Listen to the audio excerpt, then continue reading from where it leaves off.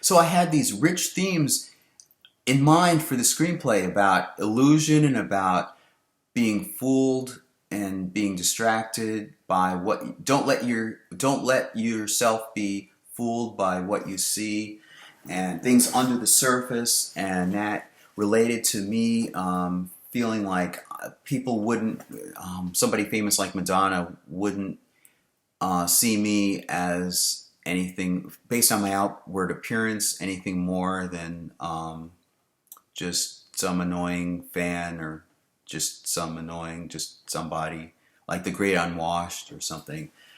But underneath that, I know a lot about Kabbalah. I know a lot about very interesting things, and I'm well read and very philosophical and so forth. And she wouldn't see somebody like that wouldn't have a chance to see that. They would just see just a nobody. So that worked into this. I wanted that to work into the story. Anyway, I guess I didn't see that as an interesting enough of a plot, so I tried to work in these other plot lines. I guess in Bringing Up Baby, there were a lot of different plot threads and things going on. I felt compelled to put a lot of different stories into it, and that's where Dramatica came in handy, and eventually later on really came in handy to help me understand the difference between the through lines. A little bit of Dramatica theory. When you watch a movie, for example, Star Wars, any movie, it's communicating a message, and there are four different perspectives, almost sort of like, well, what it calls through lines. There's the main character personal arc, which doesn't necessarily involve change. Then there's another character that has an influence on that main character. The main character's through line is the me perspective. In other words, it's the audience perspective watching the movie and experiencing it. And then there's this other character that's the impact character. It's not an antagonist, but it's an impact character that represents an opposite point of view. And the two of them have a relationship of some kind. Well, actually, the two of them do. Here, let me. There's a third through line. So those are two through lines. The third through line is called the subjective through line or the relationship through line. And it not only involves the arc of that relationship between us as the main character and this impact character, but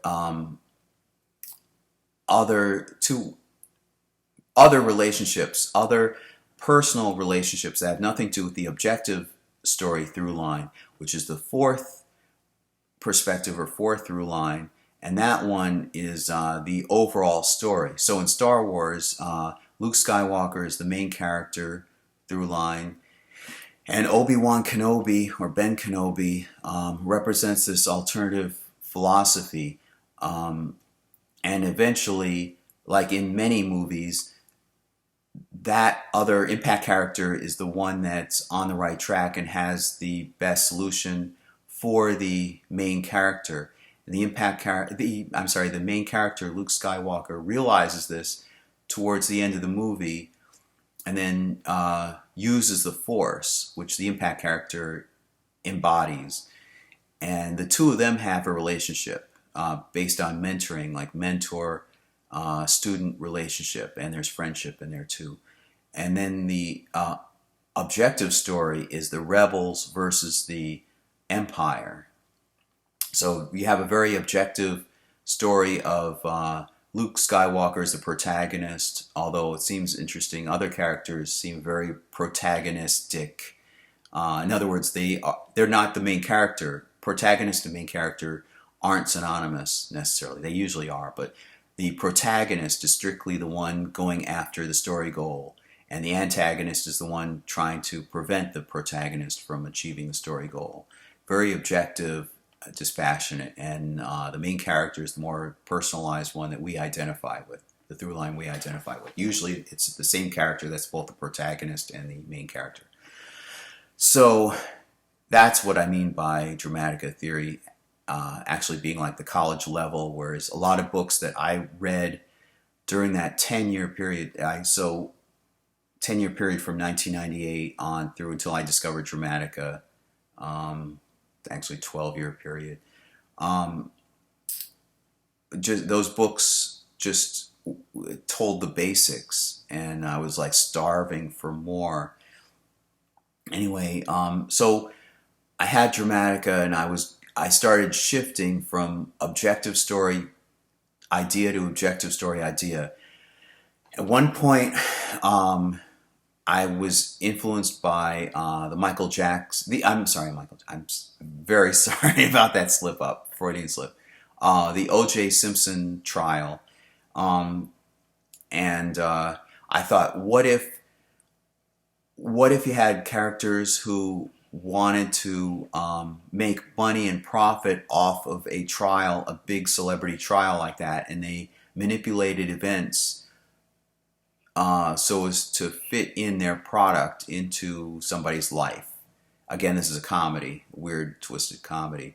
So I had in mind like some kind of event, some kind of trial. Trial. Weird event. And they start manipulating her life in order to fit their products in and publicize them. And that's the story idea I had when partnering up with this writer that I met on LinkedIn that I told you about in either part 1 or part 2 of these videos. So after that, I went into this idea about it being in the 1980s, spies and a conspiracy thriller comedy, where it had to involve music. I kept trying to involve more music in it, and I wanted to involve MTV and so forth, and all these 1980s icons. I figured it would have an 80s soundtrack, but I didn't want music to just be thrown in. I wanted specific songs selected that would thematically fit the mood of the scene at the moment.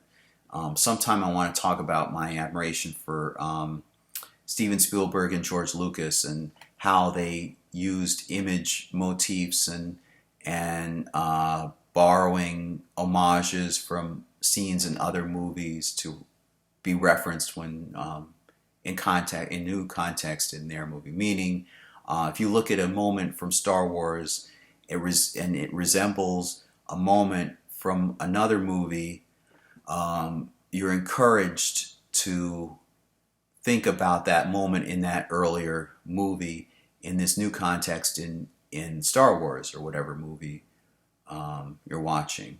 It's film image literacy, which may be a dying art form, I don't know. But I know Steven Spielberg has used it, Madonna has used it, and probably other great artists have used it.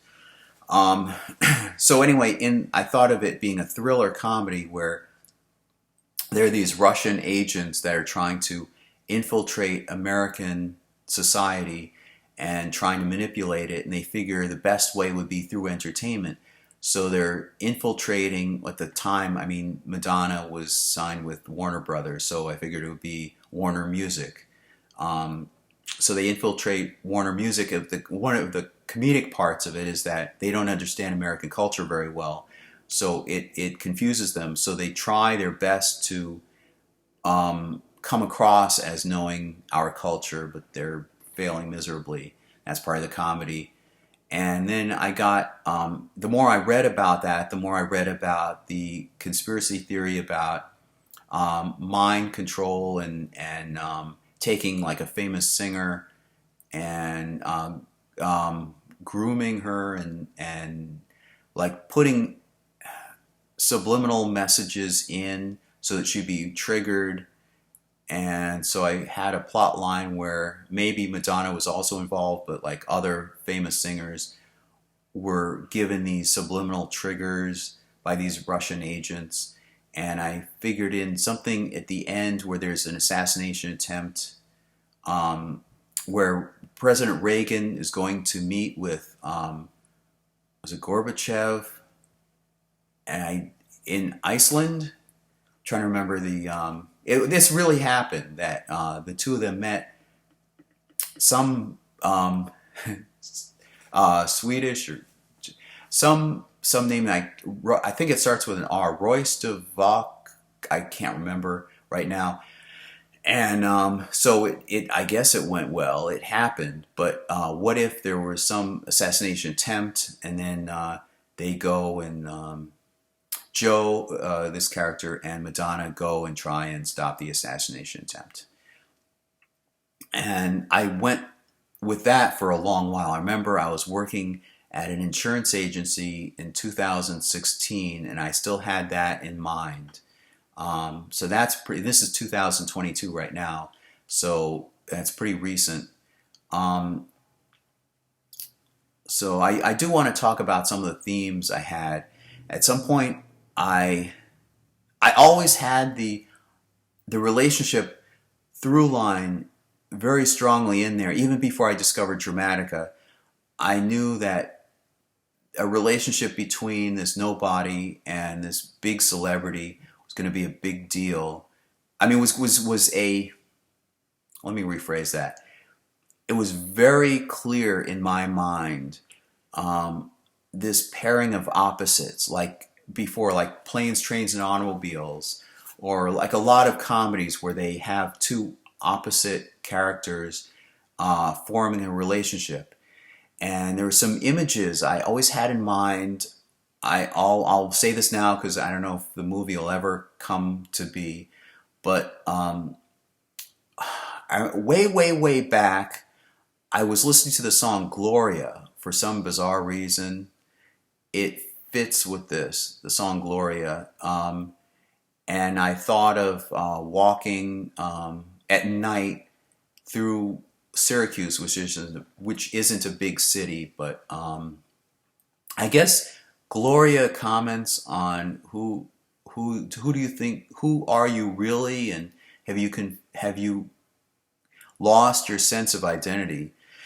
And that was a big theme. That's been a big theme I wanted to cover in the movie, like losing your sense of identity. And I remember early on, one bit of dialogue I wanted to put in was Joe saying, "To thine own self be true," quoting Shakespeare, and also these Kabbalistic elements.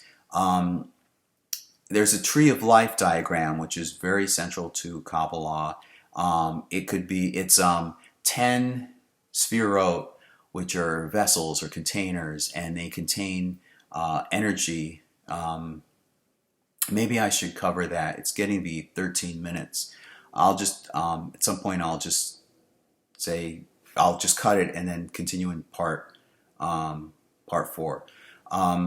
These vessels, and light shines through them. And if you have a well-ordered, well-balanced life, or if these Sephirot are in harmonic balance, you have a good life. And then there are male and female aspects of this tree of life. It could also be imagined as a human form, a human figure. So I saw that as like male and female, like Joe and Madonna, forming a relationship, and the two of them are kind of like these Sephirot, like forming a harmonic relationship. And what works against that has been this disparity between their lifestyles. Like Madonna is famous, and Joe is not famous. I named him Joe after Joseph in the Bible, the story of Joseph and Pharaoh. I wondered, what if the two met? Let me continue in the next part. Thanks.